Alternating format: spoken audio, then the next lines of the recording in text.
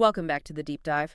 You know, every great leader, they all value the same things. That positive attitude, the innovative thinking that saves a project, or just that unwavering dedication from someone who always goes the extra mile. Hmm. We really want to recognize those things, but when it comes time for, HR reviews or these formal programs, those crucial human elements are just so hard to quantify. And that right there is the central conflict in modern management.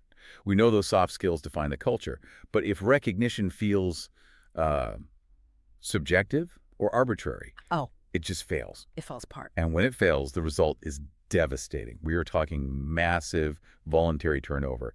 The data is actually pretty shocking. 79% of employees cite a lack of appreciation as their primary reason for leaving. 79%. That stat, it really confirms that this isn't some feel-good exercise. It's the most immediate defense you have against losing your best people. It is. So we absolutely have to solve this measurement problem because just relying on a manager's gut feeling is, frankly, too expensive. It is. So our mission today is to cut through all that noise and, provide a strategic solution.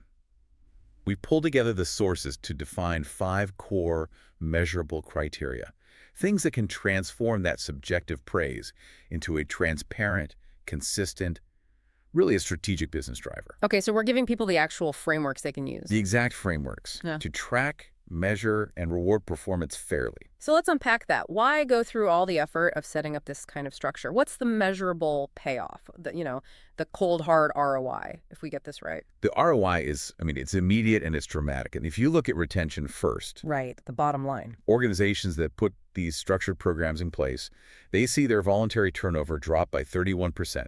That's from SHRM. 31%. And Gallup has data on this too, right? Yeah, Gallup confirms that recognized employees, they feel a much more powerful connection, and that leads to a 45% retention boost. That's just financial stability right there. Yeah. But it's not only about keeping people, it's about inspiring their best work while they're with you. Exactly. The Achievers data shows this massive 90% increase in motivation when people know their work is being noticed consistently. They put in that extra effort. They do. And if you're wondering about the secret ingredient here, the sources are all very clear on one thing: frequency. Yeah, it can't just be the annual awards dinner. Absolutely not. For this to really work, for optimal engagement, recognition has to happen at least once a week. Wow, once a week. Weekly recognition gives you a 5 times bigger engagement boost compared to programs that only happen monthly or, annually. This whole deep dive is about setting up a structure that lets that weekly cadence happen fairly and consistently Without burning out the manager. without burning them out. Okay, let's jump right into the first criterion. This one is, I'd argue, the foundation of any reliable team: attendance recognition. It seems so basic, doesn't it? But managers often forget to recognize it. Maybe they just take that day-to-day commitment for granted. You absolutely hit the nail on the head. Consistent attendance is the bedrock of commitment, and when it's not there, it's a hidden killer of productivity. We're not talking about a one-off sick day here. No, we're talking about chronic unreliability. That lack of continuity costs U.S. businesses an estimated $84 billion a year in lost productivity. 84 billion. Because people just aren't showing up consistently. When you frame it like that, rewarding reliability is actually a huge cost-saving measure. It is. But okay, if we're going to reward perfect attendance, we have to talk about fairness. How do we do this without creating resentment when, life happens? Fairness is everything, and the sources stress you have to balance that commitment with compassion. You have to build in flexibility. Buffer zones? Buffer zones, exactly.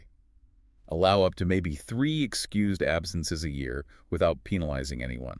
You can also offer earned recovery through flex scheduling. But the critical rule here is transparency and compliance. Yeah. You absolutely must exclude FMLA, jury duty, military leave, and any other protected absences from the calculation. And if you automate that, it feels less personal and more fair. For sure. If it's done automatically via time tracking software that applies these rules consistently to everyone, the perception of fairness just skyrockets. I get the importance of excluding mandated absences, but here's a challenge. What about the high performer who is just incredibly creative and productive, but maybe they struggle with attendance? Are we penalizing their genius just to reward the people who just show up? That's a great question, and it's about balancing all 5 criteria. You aren't punishing the high performer, you're just ensuring that this specific measurable criterion reliability is rewarded on its own. that high performer. They're going to be recognized exponentially under, say, Criterion 2 for their KPIs, or Criterion 5 for saving the company money. Attendance recognition is just about rewarding that predictable operational continuity. It's one piece of a much bigger puzzle. Okay, that makes sense. So what kind of recognition works best for this? Because reliability is so fundamental, the recognition should be steady and frequent. Think small monetary bonuses, maybe $50 to $100, for perfect quarterly attendance. For the year? For annual commitment, the reward should be a bit more substantial, maybe extra PTO days, 1 or 2 a year, or a privilege like preferred parking. Gestures that make reliability visible and valued. Okay, so if reliability is the floor, Criterion 2 is the scaffolding for how high you can build. This is the classic key performance indicator, or KPI recognition. This is where we measure those objective, quantifiable results tied to specific jobs. Right, this is the core engine of performance management. KPIs give you an objective measure of contribution, and the goal is to create this powerful feedback loop. You remember that 90% motivation boost we talked about? Yeah. A huge part of that comes from knowing that if you hit your target, you will be recognized. So what are the critical safeguards? How do we prevent this from turning into, some toxic zero-sum competition, or even worse, people gaming the system? The structure has to be built to prevent that kind of internal toxicity. First, you have to avoid zero-sum competition where one person's win is another person's loss. So it's not top salesperson of the month. Exactly. Recognition should be based on individual achievement against a set metric, or on shared team goals, not pitting people against each other for a single bonus spot. Second, verification systems are mandatory to prevent fraud, fake orders, stealing credit, that sort of thing. Then what about the targets themselves? They need to be fluid. You have to adjust targets for workload fairness. If a region goes into an economic downturn, you can't punish your employees with unreachable KPIs. Managers need the ability to set goals dynamically. You mentioned transparency is key. The formula has to be public. But I see a risk here. How do you make these calculation formulas public without just drowning the average employee in complex HR policy? That's a fantastic point. Transparency doesn't mean publishing a 40-page manual. It means clearer communication. It means visual representation. Dashboards. Yes, use dashboards that show an employee exactly where they stand against their target in real time. Use simple language. The best practice is to set realistic, achievable KPIs targets that maybe 70 to 80% of your employees can reach with solid effort. And then you create tiers to celebrate the effort that goes above and beyond that. Exactly. Use tiered recognition, bronze, silver, gold, whatever you want to call it. That ensures everyone who puts in solid work gets acknowledged, but those who really exceed expectations are celebrated accordingly. It reinforces the idea that recognition is accessible to everyone, not just the top 1%. Okay, so that structure gives employees a really clear path for short-term performance. Moving on to Criterion 3. Milestones crossed recognition. This brings a sense of predictability into the system. It leverages, psychology and gamification to motivate long-term commitment. What's so fascinating here is how milestones tap into these really deep human motivators. Think of it like a fitness app. You don't just celebrate the final goal. You celebrate hitting 10,000 steps today or logging your food 100 days in a row. Right, the small wins. Milestones provide that progress visualization. Yeah. They create a sense of cumulative achievement and help build a career narrative. It gives employees something defined and predictable to look forward to. And the sources break down the categories really well beyond just, years of service. Yes. Service milestones are the obvious, 6 months, 1 year, 5 years. But we also include task completion milestones. That could be closing 100 strategic accounts in sales or completing 50 R&D prototypes. Or even training. Exactly. Training and development milestones, getting certifications, mastering new skills, completing a mentorship program. The goal is to celebrate all the incremental steps that lead to overall expertise. But let's connect this back to fairness, the cornerstone of this whole system. There is a serious pitfall here we have to avoid when defining these milestones across different departments. It's the scaling inequity problem. This is a major warning in the sources.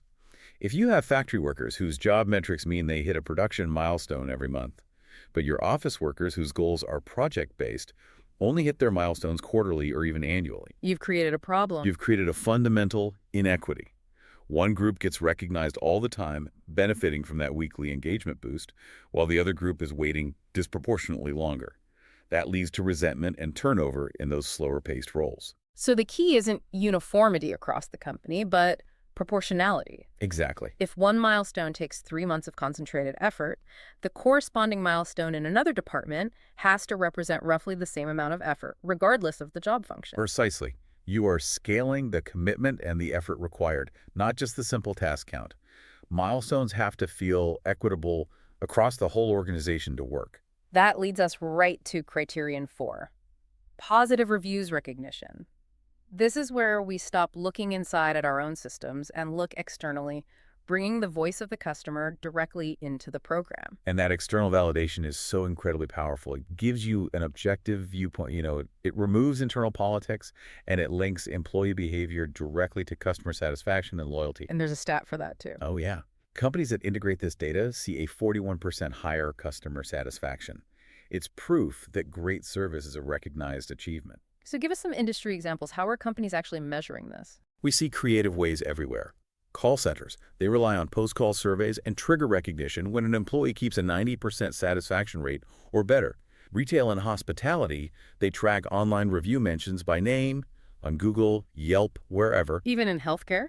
In healthcare, they track HCA-HPS scores, that's the patient survey data, and also direct patient compliments from comment cards. The common thread is making that specific, positive external data actionable inside the company.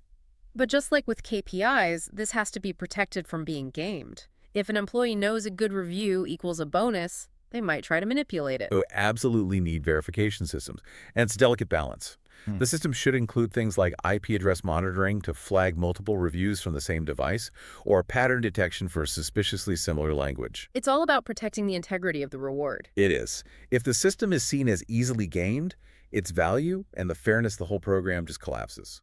But the downside of leaning too heavily on customer-facing metrics is that it ignores all that crucial behind-the-scenes work. The people in accounting, IT, manufacturing. That's the critical balance. You cannot rely only on customer reviews. They only acknowledge the customer-facing heroes. This is why the sources highly recommend pairing review-based recognition with really robust peer-to-peer programs. So the team recognizes each other for internal support. Yes, and SHRM research shows that 41% of companies using peer recognition actually see higher customer satisfaction. Recognizing the internal support team translates directly into higher quality external service.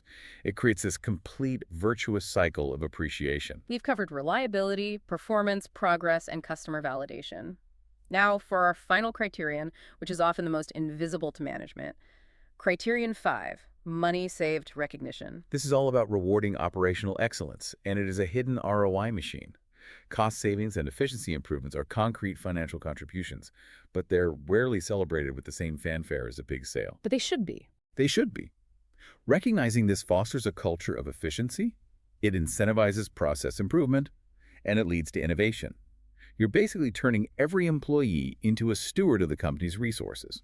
So how do we make that invisible work visible? What are the measurable behaviors that fall under this umbrella? You have to translate that general idea of efficiency into specific, trackable behaviors. Think about tangible things. In energy, it's consistently turning off non-essential equipment or promptly reporting and fixing small leaks.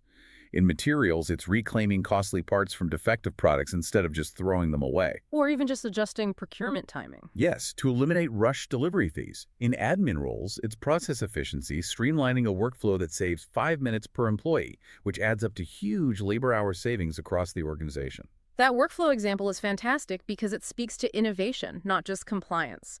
But let's challenge this. How do you stop employees from purposefully creating an inefficiency just so they can later get recognized for fixing it? That is the crucial flaw you have to design around.